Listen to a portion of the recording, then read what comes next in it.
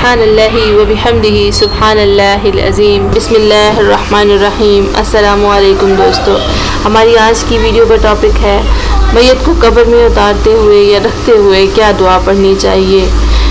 حضرت ابو امامہ رضی اللہ تعالیٰ عنہ سے روایت ہے کہ جب رسول اکرم صلی اللہ علیہ وآلہ وسلم کی دختر حضرت ام کلثوم رضی اللہ تعالیٰ عنہ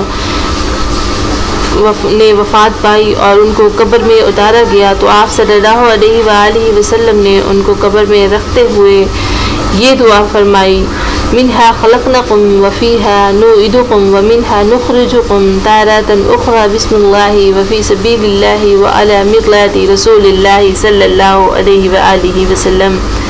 ترجمہ: اس زمین سے ہم نے تم کو پیدا کیا، اسی میں ہم تمہیں واپس لے جائیں گے اور اسی سے تم کو دوبارہ نکالیں گے، اللہ کے نام پر اور اللہ کی راہ میں اور رسول اللہ صلی اللہ علیہ وآلہ وسلم اور ان کے طریقے پر۔